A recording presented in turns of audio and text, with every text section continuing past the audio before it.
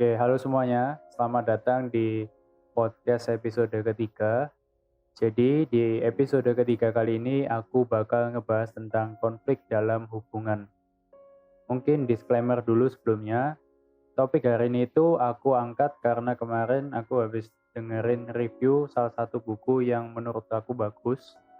Judulnya itu The Things You Can See Only When You Slow Down, yang ditulis sama Hanim Sunim. Buku ini itu ngebahas soal gimana dunia ini tuh sebenarnya bergerak berdasarkan apa yang kita lihat. Kalau pikiran kita positif, kita bakal ngelihat dunia itu dengan positif juga. Begitupun sebaliknya. Dan misalkan kita ngerasa terlalu sibuk, kita ngerasa capek, buku ini tuh juga ngingetin kalau sebenarnya itu bukan karena kita nggak mampu atau kita itu lemah. Tapi ketika pikiran kita istirahatin, maka dunia itu bakal istirahat juga.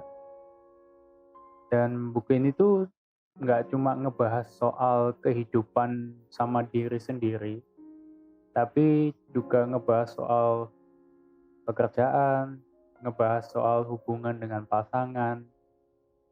Dan kali ini aku mau bahas soal hubungan dengan pasangan, dan ini juga dari pengalamanku juga.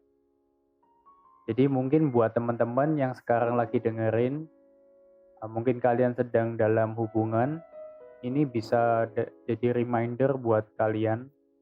Tapi kalau misalkan kalian yang belum punya pasangan, it's okay, ini bisa jadi pegangan buat kalian nanti misalkan jalani hubungan, seenggaknya kalian udah tahu.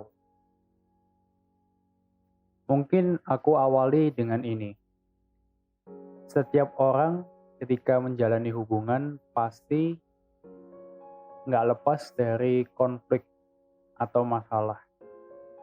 Kalau kita ingat-ingat dulu pas masih SD atau SMP, kalau misalkan sama doi lagi marah-marah atau ngambek-ngambekan itu lucu, kayak eh, kayak tiba-tiba hilang atau tiba-tiba putus, nggak ada kabar.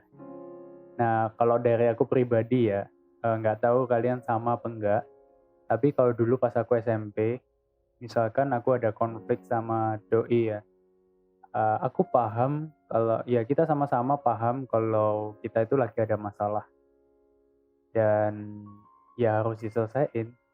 Tapi kalau pas SMP itu aku ngerasa misalkan udah mentok ya, gampang banget buat ngomong putus, kayak nggak ada beban gitu. Beda banget pas aku SMA. Pas SMA itu pas ada konflik atau ada masalah, ya kita sama-sama tahu dan kita sama-sama pengen nyelesain masalah itu, meskipun kadang itu ya ada struggle-nya, kadang masih ada ego, masih sama-sama ada egonya. Tapi pas SMA itu menurutku lebih susah buat ngomong putus. Jadi kayak opsi putus itu ada di sekian sekian ratus mungkin. Nah, kalau di kuliah ini agak kompleks ya menurutku. Tapi jujur aku nggak bisa banyak cerita karena aku terakhir pacaran juga di semester 3. Sekarang aku ada di semester 6. Tapi mungkin pertimbangannya itu udah mulai banyak pas kuliah. Biasanya tuh misalkan soal nanti habis lulus mau kerja apa, mau kerja di mana. Terus udah mulai bahas soal keuangan juga. Terus soal pembagian waktu ini cukup krusial karena buat anak-anak yang ikut panitia organisasi mesti pintar-pintar bagi waktu antara mana kapan waktunya keluarga, kapan waktunya sama pacar, kapan waktunya sama organisasi, sama teman-teman. Nah, balik lagi soal tadi, soal hubungan. Ketika kita jalin hubungan, pasti nggak lepas dari konflik. Dulu aku pernah mikir, kenapa masalah itu selalu datang. Kayak udah selesai satu masalah nih, terus datang lagi masalah lain. Kadang masalah A sudah selesai, nanti berapa hari lagi bisa jadi masalah yang sama keulang lagi. Tapi akhirnya aku sadar sih, kalau misalkan ternyata kita itu, antara kita sama pasangan kita itu punya mindset yang berbeda. Cara berpikirnya itu berbeda. Karena kayak misalkan aku pacaran di umur 20, terus pasanganku juga umur 20. Jadi seenggaknya selama 20 tahun itu aku hidup dengan caraku sendiri, dan pasanganku juga hidup dengan caranya sendiri. Jadi kita itu nggak bisa expect kalau misalkan pas jalin hubungan bisa langsung klop, bisa langsung harmonis dalam beberapa bulan. Itu agaknya susah ya.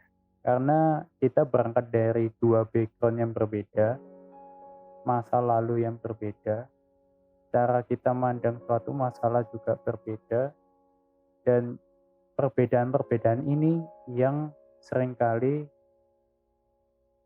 nimbulin adanya konflik.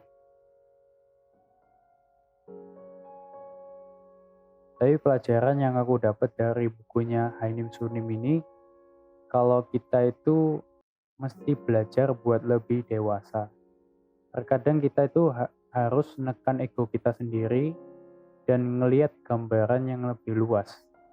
Supaya kita itu sadar kalau ternyata menjadi benar itu nggak lebih penting daripada bahagia sama-sama. Karena pas jalani hubungan pasti ada masanya di mana kita itu tengkar, ada masanya di mana kita itu berantem sama pasangan kita, dan masing-masing itu seringkali berusaha buktiin kalau dirinya itu yang paling benar. Nah, uniknya itu kadang kita mikir kalau argumen kita itu yang paling rasional, yang paling masuk akal, tapi argumennya pasangan kita itu kita anggap nggak masuk akal, nggak rasional. Dan sebaliknya pasangan kita itu juga ngerasa hal yang sama. Argumen kita itu nggak masuk akal, argumennya pasangannya kita itu yang masuk akal. Nah, di sini tuh pentingnya komunikasi. Kita sama pasangan kita itu harus saling terbuka, harus jujur satu sama lain soal perasaan yang kita rasain. Terutama buat yang udah jalin hubungan lama, kadang komunikasi itu semakin hari semakin berkurang. Padahal kalau dipikir-pikir ya, nggak ada salahnya juga kalau misalkan kita itu ungkapin perasaan kita. Misalkan kalian ngerasa pasangan kalian kurang perhatian sama kalian, nggak ada salahnya kalau kalian mau ngomong, aku ngerasa akhir-akhir ini kamu kok kurang perhatian ya sama aku. Jadi nggak ada salahnya kalau mau ngomong kayak gitu ya, supaya kita itu juga jujur sama dirinya kita, dan pasangan kita itu tahu apa yang kita rasain, supaya nggak ada miskom gitu. Dan misalkan habis tengkar gitu ya, habis berantem, ingat kalau nggak semua masalah itu harus diselesaikan saat itu juga. Kadang nggak ada salahnya buat ngasih waktu supaya emosinya kita sama pasangan kita itu sama-sama reda. Jadi nanti kalau udah waktunya pas, waktunya udah enak, baru diomongin baik-baik. Jadi nanti keputusan yang diambil itu juga nggak ada emosi di situ. Dan yang nggak kalah penting juga, kita itu mesti belajar buat sama-sama nurunin egonya kita. Dan ya aku akuin ini susah sih. Tapi kalau ingat tadi soal yang di buku itu dibahas, kalau misalkan kita itu mesti bisa ngelihat gambaran yang lebih luas sampai akhirnya kita itu sadar kalau menjadi benar itu nggak lebih penting daripada bahagia bersama. Jadi kalau kita ngambil keputusan, kita juga masih pertimbangin apakah keputusan itu baik buat pasangan kita juga atau baik cuma buat kita. Dan yang terakhir, pacaran itu proses kita mengenal satu sama lain. Kalau kata orang itu biar dapet chemistry-nya. Karena juga menurutku pacaran bukan cuma status, tapi proses kita mengevaluasi satu sama lain buat ke jenjang berikutnya. So, mungkin sampai sini dulu episode ketiga kali ini. Kalau teman-teman ngerasa podcast ini bermanfaat, boleh banget buat share ke teman-teman kalian supaya kita bisa bertumbuh sama-sama. Dan thank you buat yang udah dengerin dan sampai jumpa di episode selanjutnya.